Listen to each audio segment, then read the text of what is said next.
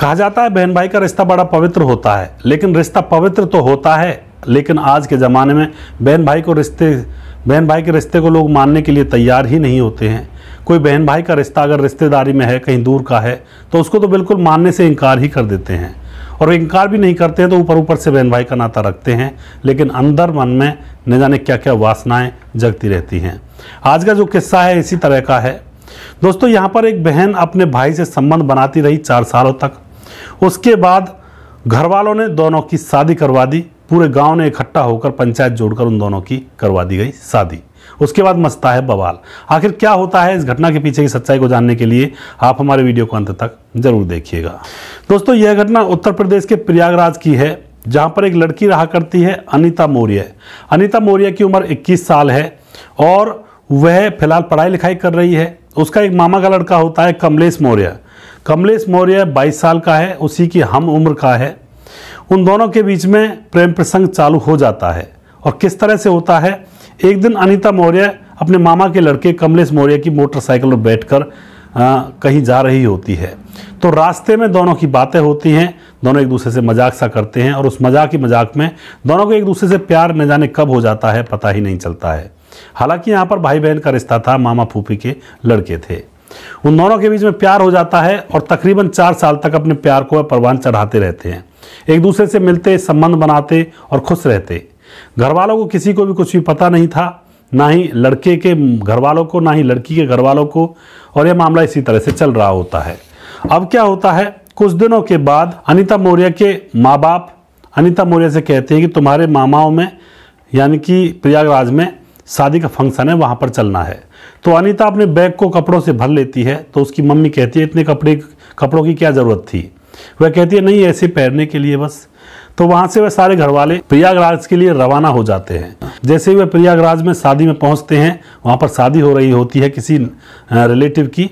तो उस शादी के बीच फंक्शन में एकदम से ज़ोर ज़ोर से अनाउंसमेंट होती है और रोने की आवाज़ आती है, और वो दोनों एक दूसरे के साथ मिलकर रोने लगते हैं, दोनों बहन भाई।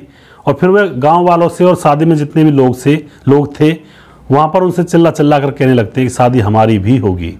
अनाउंसमेंट कर दी जाती है और जो लड़की और लड़के के माँ बाप थे वे एकदम से भौंचक्के रह जाते हैं कि ये बच्चे कर क्या रहे हैं।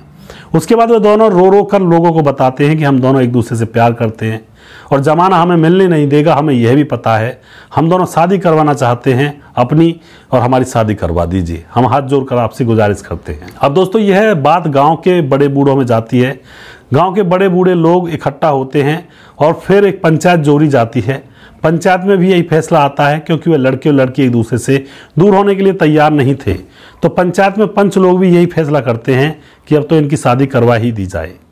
दोस्तों, उन दोनों की शादी के लिए तैयारियां की जाती हैं और दूसरे दिन वहीं गांव के मंदिर में उन दोनों को ले जाकर उनकी शादी करवा दी जाती है।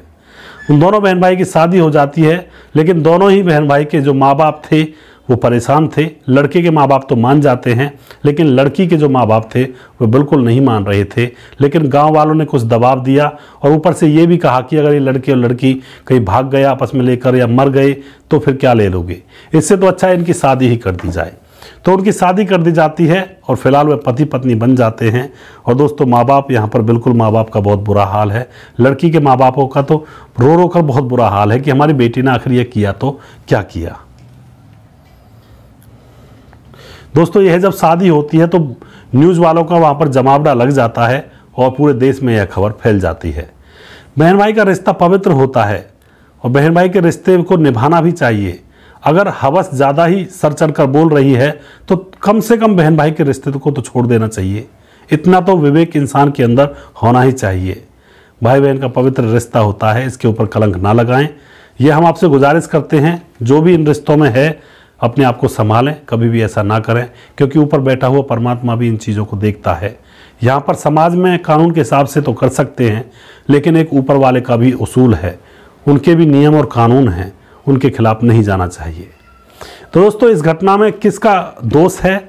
लड़के लड़कियों में दोनों का दोष है या फिर इनके माँ बाप का दोष है जिन्होंने शादी करवा दी, या गांव वालों का दोष है? किसका दोष है? कौन सही है कौन गलत है? या फिर शादी सही है, जब वो करना चाहते थे तो कोई दिक्कत नहीं है। लेकिन यहाँ पर कोई दिक्कत तो नहीं है, लेकिन यहाँ पर जो समाज को संदेश जाता है वह गलत जाता है। आगे चलकर और भी बहन भाई ऐसा करने का प्रयास करने लगेंगे इस घटना को देखकर। तो अगर आपको हमारा वीडियो अच्छा लगता है तो उसको शेयर ज़रूर कर दिया करें। अगला प्रोग्राम मैं बहुत जल्दी फिर से लेकर आऊँगा किसी सच्ची घटना के ऊपर। तब तक आप खुश रहें, सावधान रहें और रिश्तों की अहमियत को समझें। जय हिंद, जय भारत।